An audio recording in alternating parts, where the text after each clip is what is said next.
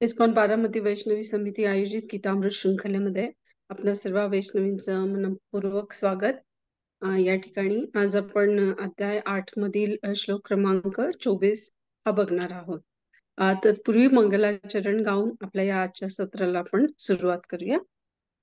नमो विष्णुपदाय कृष्णप्रेष्ठाय भूतले श्रीमते भक्ती वेदांत स्वामीन इति नामिने नमस्ते सरस्वती देवे गौरवाणी प्रचारिणे निर्विशेष शून्यवादी पाश्चात्य देशतारिणे जय श्री कृष्ण चैतन्य प्रभु नित्यानंद श्री अद्वैत गदाधर श्रीवासादि गौर भक्त वृंद हरे कृष्णा कृष्णा कृष्णा हरे हरे हरे राम राम राम हरे हरे.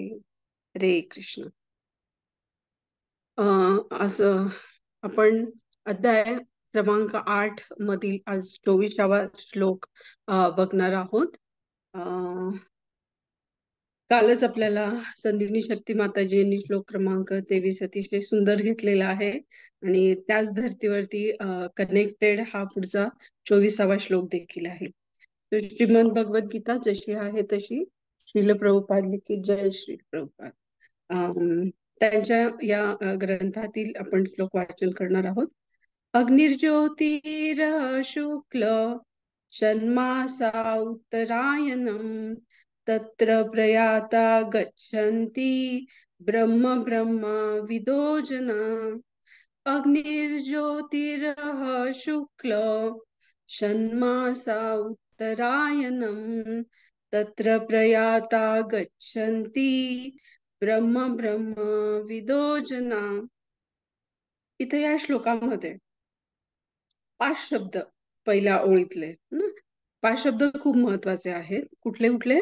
अग्नी, दुसरा शब्द आहे ज्योती, तिसरा शब्द आहे अह, चौथा शब्द आहे शुक्ल म्हणजे शुक्ल पक्ष आणि 5वा शब्द आहे षण्मासा म्हणजे 6 महिन्यामधील उत्तरायण.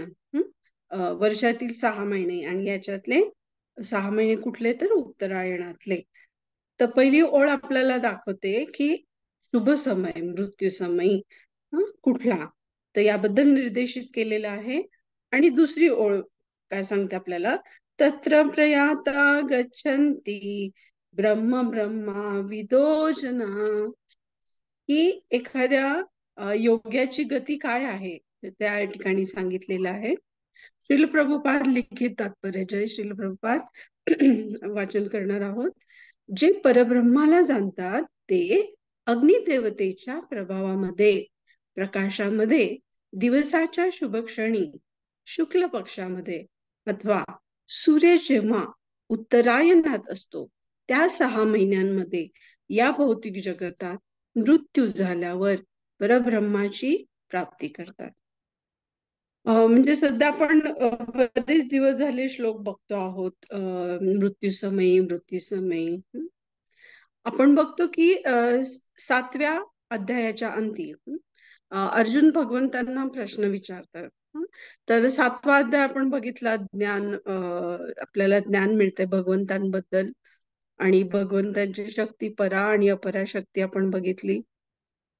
तर या वैदिक मंत्रांचा अर्थ काय समजून सांगितला. भगवंत म्हणजे काय? जल. ते जल नसून जलाचा स्वाद आहेत, अग्नीची उष्णता आहे, उष्मा आहे असं आपल्याला सांगितलं. आणि भगवंत अर्जुनाला निर्देशित करतात, सांगतात की हे अर्जुना तुम्हाला परम मान कुठपर्यंत? मृत्यूपर्यंत. हो ना. हा 30वा श्लोक होता 7वा अध्याय. भगवंत सांगतात की भगवत प्राप्ती कशी करायची. हो ना. तर 5 प्रश्न विचारले होते अर्जुनांनी भगवंतांना. कशाबद्दल? ब्रह्माजी. ब्रह्म कोण आहेत? अध्यात्म काय आहे? अध्यात्म म्हणजे ज्याला आपण स्वभाव असं म्हणतो. योग्याचा स्वभाव म्हणजे अध्यात्म. तिसरं विचारलं होतं कर्माबद्दल. त्यानंतर आदिभूत बद्दल आणि अधिदैव आणि अधियज्ञ आणि शेवटी प्रयाण काल. हे 5 प्रश्न की ब्रह्म, अध्यात्म, कर्म, आदिभूत आणि आदिदैव याबद्दल विचारल्यानंतर 6वा प्रश्न होता की यज्ञाचे स्वामी कोण? आणि आत्मा शरीरात कसा राहतो? आणि मृत्यूसमयी आपल्याला आपण कसे जाणू शकतो? ना हा महत्वाचा प्रश्न. तर पहिले 6 प्रश्न आहे ना, भगवंत त्याचे उत्तर पटापटा, पटापट देऊन टाकतात. हं. यज्ञाचे स्वामी कोण? स्वतः भगवंतच. ब्रह्म काय सांगून झालंय? ब्रह्म म्हणजे परमतत्व आहे, हो ना? अध्यात्म म्हणजे स्वभाव आहे. आत्मा म्हणजे ज्याला कर्म करणं अपेक्षित आहे. याची उत्तर पटापट, पटापट भगवंत देऊन टाकतात. हं. मग राहिले कुठले प्रश्न?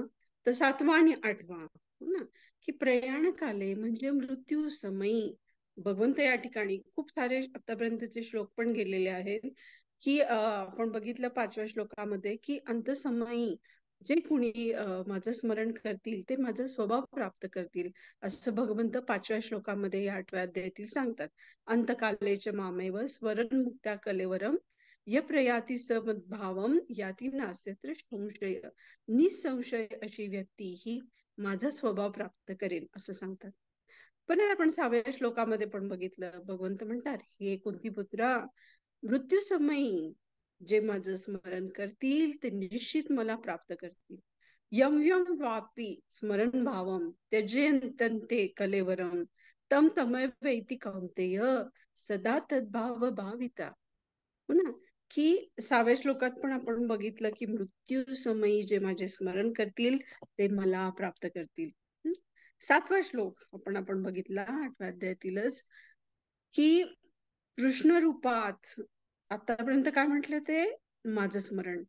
त्यानंतर आपण काय बघितलं, भगवंत म्हणतात की जे माझं कृष्ण रूपात चिंतन करतील आणि त्यांचे कर्म मला समर्पित करतील, जे त्यांची मन आणि बुद्धी माझ्यावरती केंद्रित करतील, स्थिर करतील, ते मला प्राप्त करतील. तस्मात् सर्वेषु कालेषु माम अनुस्मर युद्धच. युद्धही करायचं कसं? भगवंतांना स्मरून. तर त्यामुळे भगवंत अर्जुनाला या ठिकाणी मार्गस्थ करता आहेत, की कसं चिंतन करायचं आहे कृष्ण रूपात. हं. त्यानंतर भगवंत म्हणतात, की 8व्या श्लोकामध्ये अभ्यास योगेन युक्तेन ना, जे नेहमी माझे चिंतन करतात, हं, ते माझ्याकडे येतात. म्हणजे जोही कुणी माझं चिंतन करेल, तो नक्कीच माझ्याकडे येईल, असं म्हणतात. की बऱ्याच वेळेला आपल्याला समजा अमेरिका खूप जणांकडून ऐकून असतं, अमेरिका इतकं छान आहे, असं आहे, तिथे खूप समृद्धी आहे, तिथे इतके कष्ट करावे लागत नाही. समजा तिथे म्हणतात की पॉलिटिक्स नसतं, ओके, भेदभाव नसतो कुठलाही, सामाजिक परिस्थिती सगळी एकसारखी आहे, जसं आपल्याकडे खूप भिन्नता आहे. तर त्यामुळे आपल्याला खूप अमेरिकेचं आकर्षण असतं, चला तिथे जाऊया, किती आपण पैसे खर्च करू शकतो, किती कमवू शकतो, ही आपल्याला जाण्याची इच्छा असते. आणि असं ऐकून ऐकून याच्याकडून त्याच्याकडून मग आपल्यालाही वाटतं की अरे आपण पण जाऊया एक दिवस अमेरिकेला, हो ना? तसंच आपण जर भगवंतांच्या बाबतीत, भगवंतांच्या धामाच्या बाबतीत जर आपण ऐकत गेलो, तर एक दिवस आपल्याला पण असं वाटेल की नाही, की आपण पण भगवंतांच्या धामात जायला पाहिजे. आणि म्हणून भक्तांचा संग, साधू संग आवश्यक असतो. शेवटच्या श्वासापर्यंत साधू संग भक्तांसाठी ना आवश्यक आहे. अ, जसं आपण बघितलं की अ, समजा आपल्याला दिल्लीला जायचंय. हं. तर आपण मुंबईहून बसलो ना, समजा अमृतसरला जायचंय आपल्याला आणि मध्ये आपण अमृतसरची गाडी आहे ट्रेन आणि आपल्याला दिल्लीला उतरायचंय. मग आपण काय करतो, मुंबई ते दिल्ली असं तिकीट बुक करतो. हो की नाही? ऑनलाईन असेल कसं. ओके. आणि म्हणजे आपल्याला काय अपेक्षित असतं, की आपण आता दिल्लीमध्ये उतरणार आहोत आणि ती ट्रेन पोहोचणार असते. त्यांचं गंतव्यस्थान आहे समजा अमृतसर. तर दिल्ली आलं, की आपल्याला उतरावं लागणार आहे. कारण आपलं तिकीट हे दिल्लीपर्यंत आहे. हो ना? तसंच एक दिवस आपलाही मृत्यू येणार आहे आणि किती आपली इच्छा नसली, आपल्याला वाटलं अजून पुढे जाऊ, अजून पुढे जाऊ, तरी आपल्याला मृत्यूला सामोरं जायचंच आहे. आणि ही मोठी परीक्षा सगळ्यांना कंपल्सरी क्वेश्चन आहे. हो ना? सो जीवन ही एक मोठी परीक्षा आहे आणि त्यामध्ये मृत्यूची परीक्षा, खूप इमर्जन्सी आणि हे सगळ्यांना सामोरं जाणं कंपल्सरी आहे. क्वेश्चन पेपरमध्ये असतं ना कंपल्सरी क्वेश्चन, ऑप्शनल प्रश्न. आताच मी परीक्षा घेऊन आली आहे MSc ची प्रॅक्टिकल एक्झाम. तर त्याच्यात काही कंपल्सरी प्रश्न असतात आणि काही इलेक्टिव्ह ऑप्शनल असे असतात. कोर्सेस पण तसे असतात. तर त्याच बाबतीमध्ये हा आपल्याला सगळ्यांना कंपल्सरी प्रश्न आहे. मृत्यूसमयी आपण त्यामुळे कसं चिंतन करावं, हो ना, हे आपल्याला ठरवणं खूप गरजेचं आहे. कारण मृत्यू येणारच आहे. असं म्हणतात की जे नामजप करतात, असं मी नाही म्हणत आहे, श्रीमद भागवतात आहे की जे नामजप करतात त्यांच्या स्वप्नातही यमदूत येत नाही. आपण का घाबरतो आहोत या परीक्षेला? कारण आपल्याला माहिती ना यमदूत येतात. आपल्याला ते फरफटत ओढत घेऊन जातील.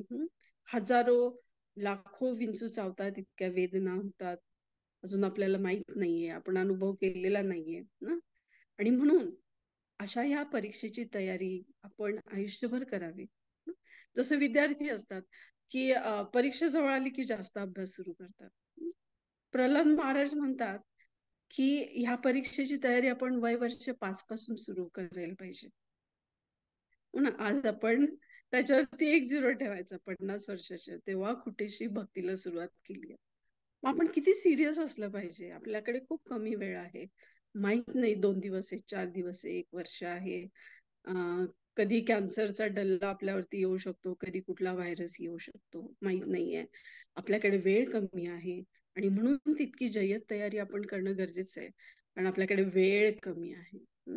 आपण एखाद्या प्रामाणिक सिन्सिअर विद्यार्थ्याप्रमाणे या परीक्षेची तयारी केलेली नाही. म्हणून आता तरी सिरियस होणं आपण गरजेचं आहे. चला तर मग तयारीला लागूया. तर भगवंतांकडे जाण्याचं आपला अध्यायच आहे ना, भगवंतांची प्राप्ती. सो भगवत प्राप्ती कशी करायची ना. जसं आई वडिलांना त्यांच्या अपत्याबद्दल खूप काळजी असते ना, त्यांचं पालकत्व असतं. आणि आपण भगवंतांच्या बाबतीत बघतो तर भगवंत एक परम सखा आहेत, परम मित्र आहेत. भगवंतांच्या इतकी काळजी, म्हणजे असं म्हटलंय की अं, जगामधल्या सगळ्या आया आपण कलेक्ट केल्या, सगळ्या प्राणी मात्रांमधल्या, मनुष्यांमधल्या ना, ते प्रेम देखील एक बूंद होईल आणि त्याच्या किती अरब पटीने भगवंतांचं त्यांच्या भक्तांवरती प्रेम असतं. त्यांचं बारीक लक्ष असतं, त्यांनी काळजी असते त्यांना ना. मग असे हे आपले परमश्रेष्ठ मित्र भगवंत, यांच्याशी आपण का मैत्री करू नये, हो की नाही? आणि भगवंतांना सगळं परफेक्ट लागतं. सो हे जग भगवंत परफेक्ट बनवण्याचा प्रयत्न भगवंतांनी केलाय. आणि असे भगवंतांच्या आध्यात्मिक जगात जे सगळं परफेक्ट आहे, हो की नाही? तर बरेच लोक ह्या सगळ्या गोष्टी करण्यासाठी वेगवेगळ्या पद्धती अवलंबतात.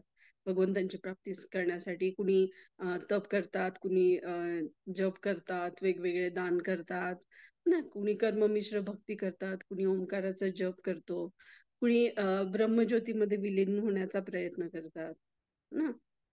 जो कुणी हरे कृष्ण या महामंत्राचा जप करेल तो भगवंतांकडे जाईल.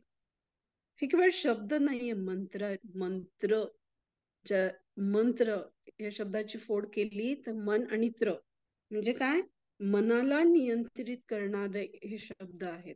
म्हणून यांना मंत्र हा शब्द आहे ना. अनन्य चेतसा म्हणजे जो सतत माझं स्मरण करेल, भगवंत म्हणतात त्यांच्यासाठी मी सुलभ आहे. हं? मग चला तर आपण आपल्या घराला मंदिर बनवूया ना? आपल्या मनाला मित्र बनवूया, भगवंतांना मित्र बनवूया. भगवंत म्हणतात की 14व्या श्लोकामध्ये ना, याच अध्यायातील, की संसार कसा आहे, दुःखालयम अशाश्वतम ना. तिथं आपल्याला सुख मिळणारच नाहीये का आपण त्याच्या मागे पळतो आहोत. सो आध्यात्मिक जगत सोडलं तर बाकी सगळं दुःखालय आहे, 16व्या श्लोकात देखील म्हणतात.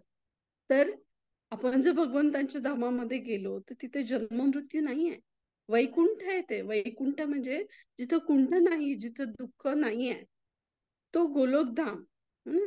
आणि या गोलोकधामामध्ये आपण बघतो की राधाकृष्ण लीला करतात आणि सर्वश्रेष्ठ धाम आहे गोलोकधाम.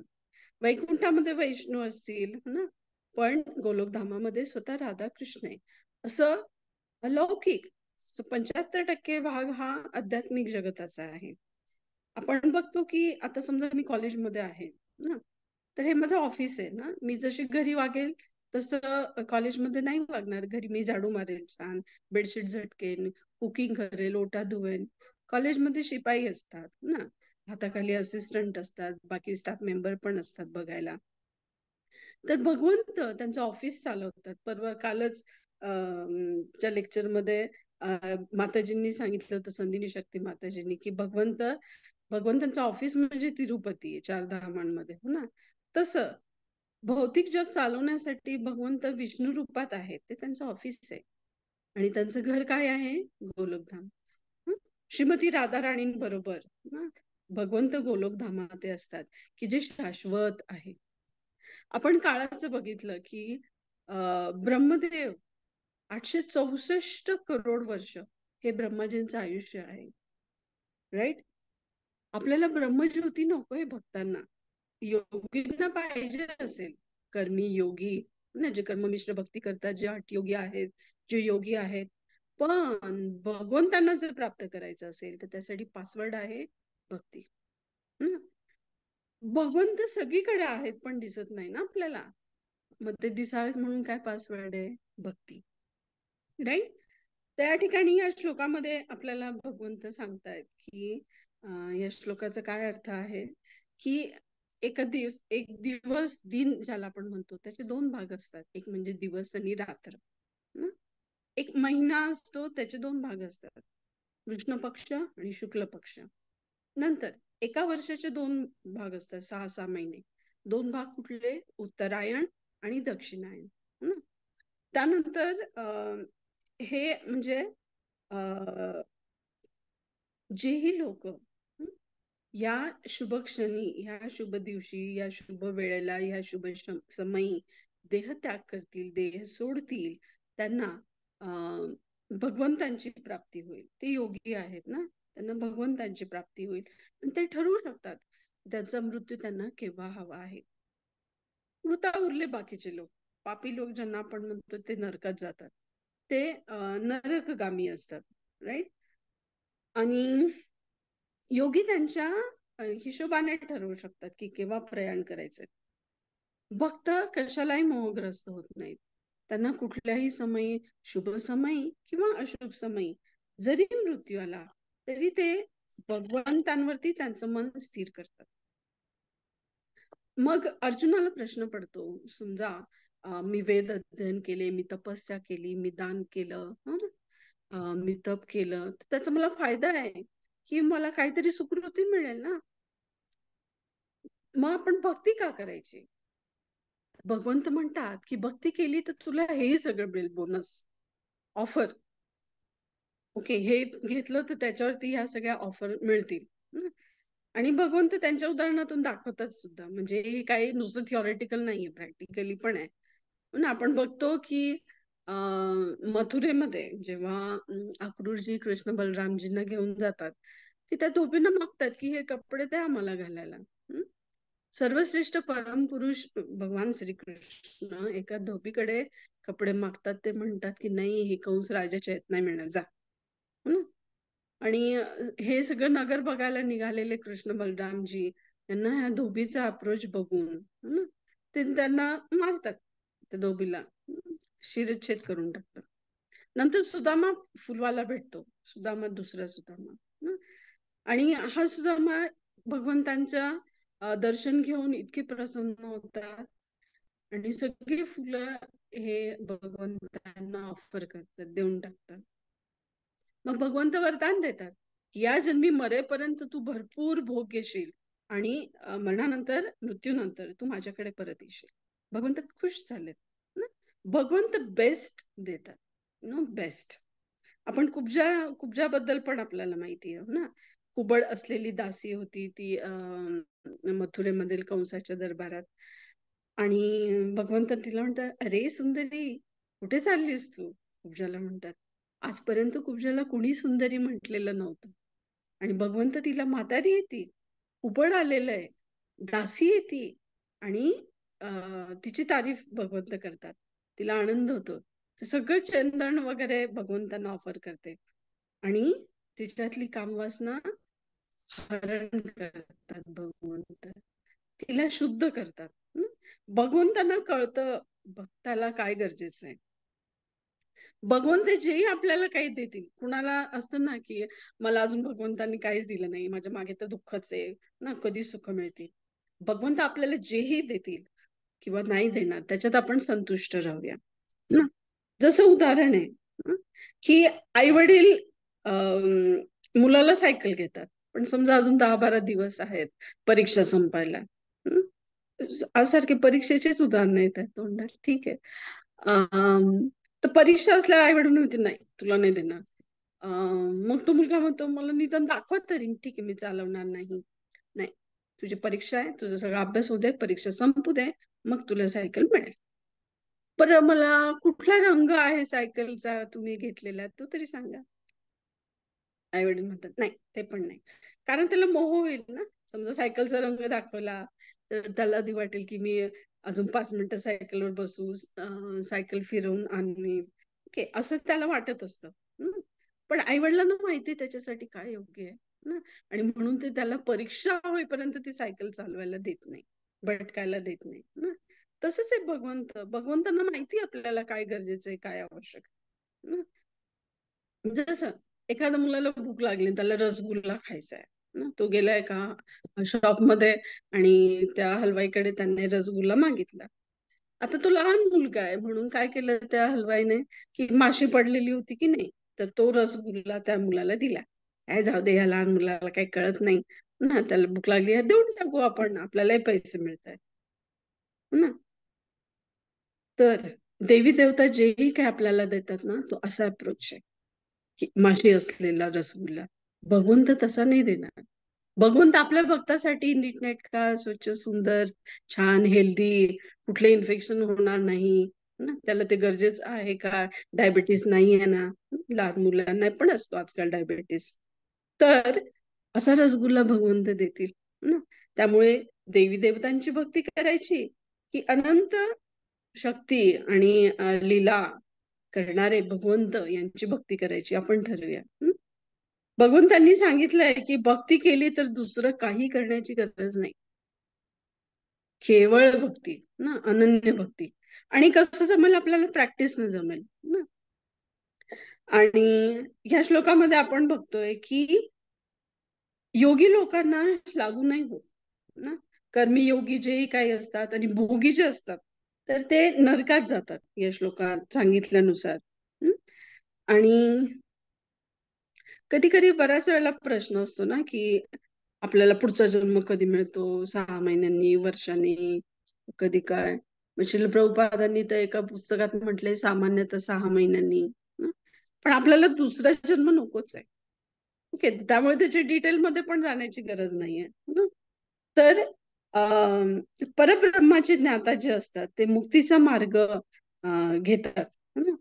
आणि गीताभूषण टीकेमध्ये सांगितलंय की अग्नी हा शब्द म्हटलाय ना, म्हणजे ती व्यक्ती मृत्यूनंतर, म्हणजे आत्मा असतो ना, तर तो जातो अग्निदेवतेकडे ना.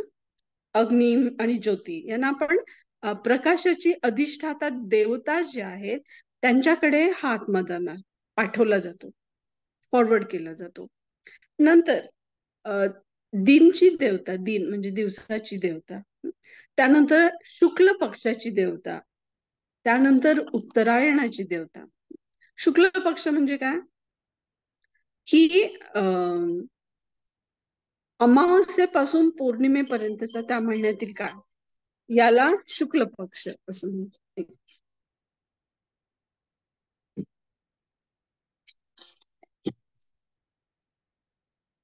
अमावस्यापासून पौर्णिमेपर्यंतचा काळ याला शुक्ल पक्ष म्हटलंय, ऑस्पिशियस. आणि तो शुभ असतो. उत्तरायणाचा काळ म्हणजे काय, जेव्हा सूर्य म्हणजे उत्तर गोलार्धात जास्त प्रखर असतो त्याला उत्तरायण असं म्हणतात. जे हा कालावधी साधारण मकर संक्रांतीला सुरू होतो, म्हणजे 22 जानेवारी ते 22 जून हा जो कालावधी आहे याला उत्तरायण असं म्हणतात. की या गीताभूषण टीकेमध्ये सांगितलंय की कसा आत्म्याचा प्रवास हा सुरू होतो, की नाही. छांदोग्य उपनिषदात असं सांगितलंय की एखाद्या व्यक्तीला अंत्यसमयी जरी संस्कार झाले नाहीत, देहावरती अंत्यसंस्कार जरी झाले नाही, तरी ती जर व्यक्ती योगी असेल, तरी ती प्रकाशाच्या देवतेकडे जाणार. हं. त्यामुळे आपण घाबरायचं नाही. आपण म्हणजे घाबरण्याची गरज नाही. आपल्यावरती जरी अंत्यसंस्कार झाले नाही, तरी आपल्याला प्रकाशाची देवता घेऊन जातात. त्यानंतर तिथून शुक्ल पक्षाच्या देवतेकडे जाणार. त्यानंतर उत्तरायणाची देवता, त्यानंतर वर्षाची देवता असते, त्यानंतर सूर्य देवता, त्यानंतर चंद्र देवता, त्यानंतर विद्युत देवता, त्यानंतर ब्रह्मपथावरती. हं? आणि मग नंतर फायनली डिझर्विंग असेल तर भगवंतांच्या चरणी. ओके. म्हणजे कसं असतं, हे कसं सांगितलंय, की जसं एखादा पोलीस असतो ना, की त्या पोलीस त्या कॉन्स्टेबलची जर ड्युटी असेल त्या दिवशी, मॉर्निंग इव्हनिंग काय असेल ते शिफ्ट मध्ये, ओके, तर तो कॉन्स्टेबल त्या चोराला घेऊन जातो त्यानुसार. ओके. किंवा जसं आपण प्रवास करतो ना, की यात मला समजा ट्रेनने गेलाय, मग तिथून बसने गेलाय, मग तिथून ऑटोने गेलाय, हा, किंवा तिथून बाईकवर गेलाय, म्हणजे अशी रेंज असते, झोन त्याला म्हणतात. अशी आत्म्याची यात्रा असते आणि त्यांना त्या आत्म्याला तिथं तिथं तसं तसं हँड ओव्हर केलं जातं. चार्ज हा दिला जातो.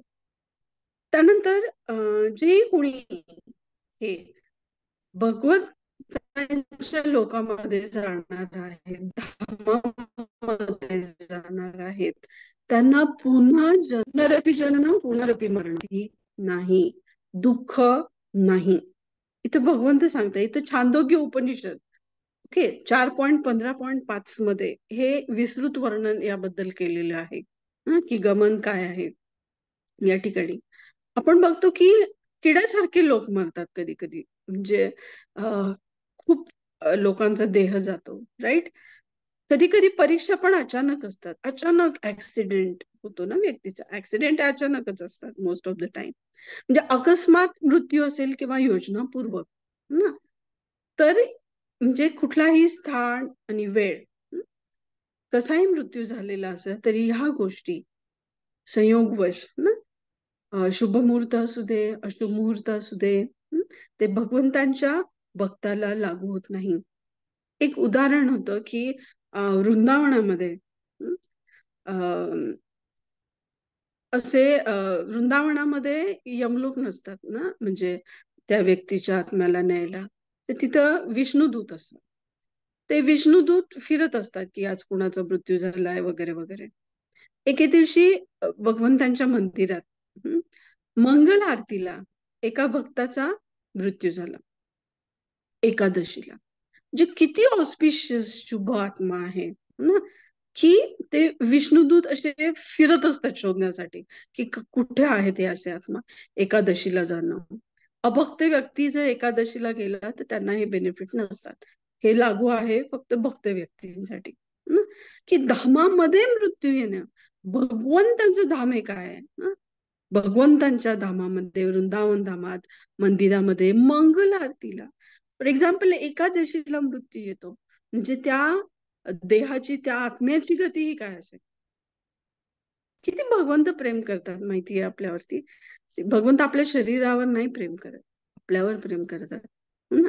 म्हणून भगवंत आत्मा ना, आत्मा घेऊन जातात ना, आपलं शरीर नाही घेऊन जातात. शरीरावर नाही प्रेम करत भगवंत, हं? आपल्या आत्म्यावरती प्रेम करतात. आणि म्हणून आपण बघतो की आपण जसं ध्यान करू ना, 4 कॅटेगरीज असतात लोकांच्या, ज्ञानी, कुणाला ब्रह्माची प्राप्ती हवी असते, कुणाला वैकुंठाची प्राप्ती, कुणाला ऐश्वर्य रूपामध्ये भगवंतांची सेवा करायची असते, म्हणजे भगवंतांचं ऐश्वर्य रूप पाहून, कुणी कुणी अनन्य भक्ती करतात, तर त्यानुसार ते भगवंतांच्या लोकांमध्ये प्रवेशित होतात.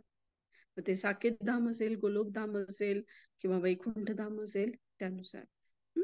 तर या सगळ्या बद्दल मार्गदर्शन आज आपण बघितलं की 24व्या श्लोकामध्ये भगवंतांनी केलेलं आहे.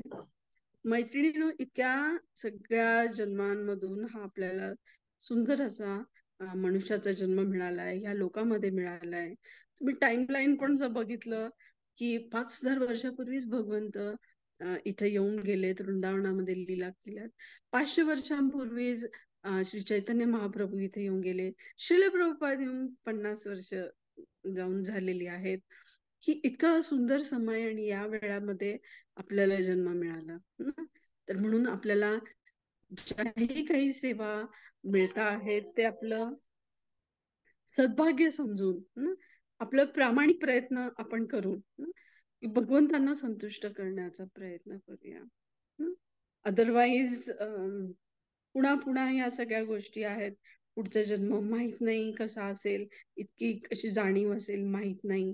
भगवंतांना तरी आपण किती त्रास द्यायचा हो ना आपल्यासाठी. आणि त्यामुळे आपण नक्कीच कुठल्याही परिस्थितीत कसाही जरी देह ठेवला तरी आपण आपले प्रामाणिक प्रयत्न प्रॅक्टिस चालू ठेवायची. कृष्ण कॉन्शियसनेस मध्ये आपली चेतना ही चांगली ठेवून आपण कार्यरत जर राहिलो तर याच देहात आपल्याला भगवंत सगळीकडेच आहेत पण ते आपल्याला दिसतील ना. तर नक्कीच आपण हे असे गुरुवचन असतील, शास्त्र वाचन असतील ना, आपण जे ऐकतो आहोत गीतामृत मालिकेमध्ये, शृंखलेमध्ये किती सुंदर तयारी एक एक माताजी करतात. एकेकीचे लेक्चर ऐकावेत, किती सुंदर, असं वाटतं संपूच नाहीत हे लेक्चर्स. तर आपल्याला वेळ कमी असतो तरी लेवल 1 लेक्चर आहेत हे.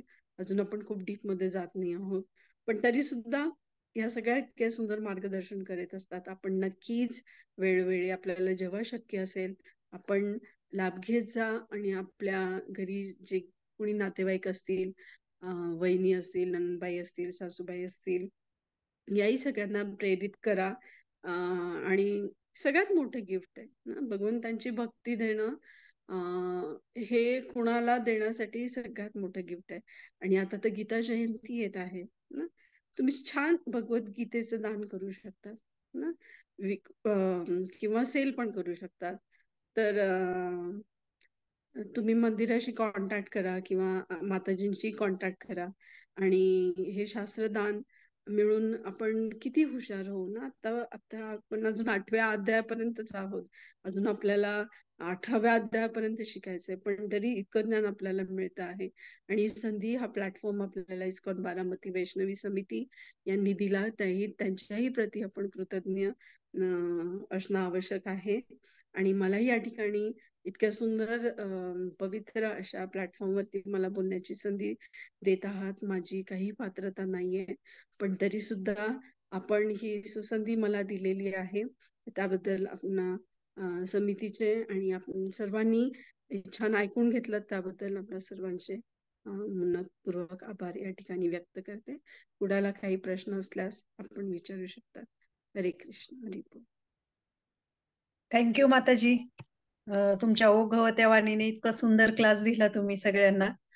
तर माताजींची ही गीतामृत मध्ये तुम्ही डेली बघत आहात की जे जे स्पीकर माताजी आहेत त्यांचे लेक्चर होतात, क्लास होतात, तेव्हा खूप छान पद्धतीने माताजी सगळ्यांना ग्लोरीफाय करतात आणि प्रत्येकाचं सार रूपामध्ये शेवटच्या 2 मिनिटांमध्ये लेक्चर सांगत असतात, सार.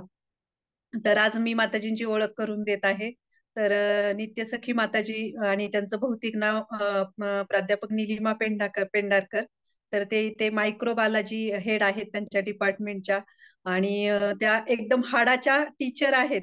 त्याचप्रमाणे त्या गीतेचा पण त्यांच्याकडे असं बघितल्यावर असं वाटतं की ते गीतेचा जो संदेश देत आहेत, तर त्या आध्यात्मिक शिक्षिका सुद्धा आहेत. तर माताजी खूप खूप धन्यवाद. आणि माताजी प्रत्येक सेवेमध्ये उत्साही असतात. आमची सगळ्यात जी सेवा असती की जेव्हा आपण प्रीचिंगच्या काही ऍक्टिव्हिटीज करतो तेव्हा त्याला ऍडव्हर्टायझिंग करणे, त्याचे मेसेजेस तयार करणे, पेपरला बातमी देणे, हे ज्या काही इंटेलिजंट सेवा असतात तर त्या सगळ्या माताजी त्या सेवा करत असतात सगळ्या वैष्णवी कमिटीमध्ये. आणि वैष्णवी कमिटीच्या त्या पण एक हे आहेत, सदस्य आहेत. तर माताजींचे मी परत एकदा पुनश्च धन्यवाद देते की खूप सुंदर क्लास दिला. आणि उद्याच्या क्लास बद्दल पण अनाउन्समेंट होती की एरवी आपले शुक्रवारी शनिवार रविवार म्हणजे शनिवार आणि रविवार आपला शुक्रवार शनिवार क्लास नसतो आपला. परंतु या रविवारी आणि सोमवारी परमपूज्य राधानाथ महाराजांची व्यासपूजा सेलिब्रेट करत आहोत. तर सगळे भक्त मुंबईला चाललेले आहेत. त्यामुळे आपण उद्या शुक्रवार आणि शनिवार या दोन्ही दिवस आपले क्लास असणार आहेत. तर उद्या श्री तुलसी माताजी म्हणजेच आपल्या डॉक्टर सरोजिनी खोमणे यांचा अतिशय सुंदर क्लास आपल्याला ऐकायला भेटणार आहे उद्याच्या श्लोकावर. सगळ्यांना त्या परिचित झाल्याच आहेत. एकदम सुंदर अभंग त्या गातात आणि अगदी पांडुरंगाच्या चरणी आपल्याला नेऊन ठेवतात. इतकं सुंदर आणि ओघवत्यावाणीमध्ये त्यांचा क्लास असतो. तर सगळ्यांना विनंती आहे की उद्याचा क्लासही सगळ्याजणी जॉईन करा. Thank you so much. आणि याच्यावर काही प्रश्न असतील आजच्या क्लासवर तर तुम्ही विचारू शकता.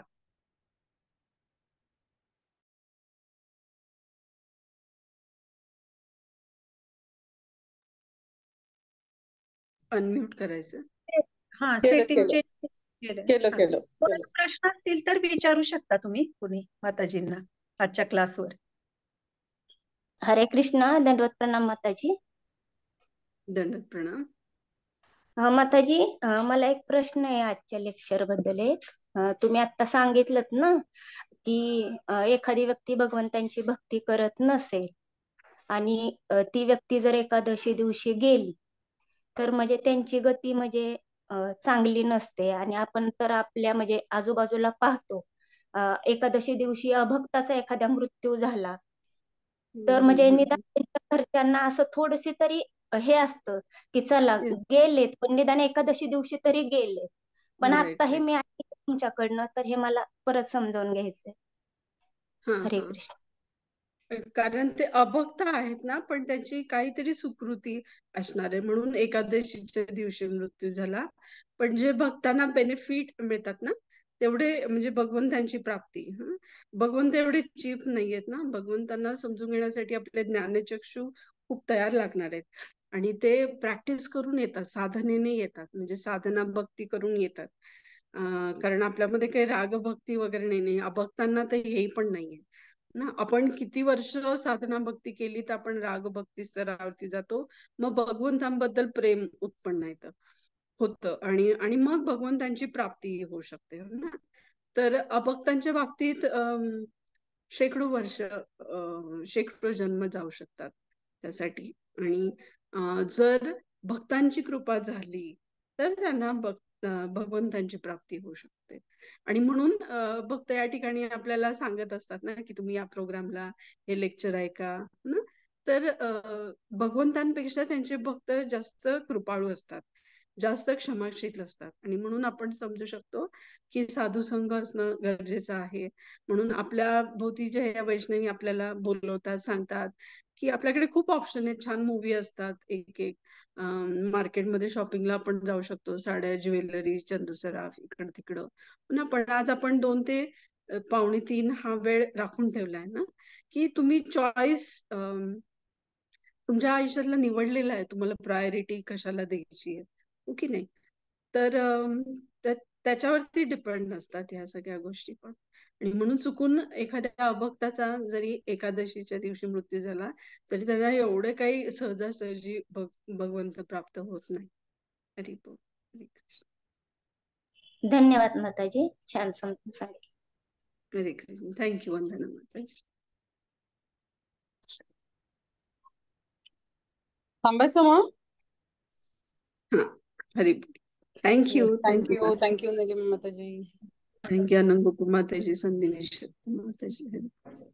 हरे कृष्णा. दंडवत प्रणाम. थँक्यू व्हेरी मच माताजी. हरे कृष्ण. थँक्यू.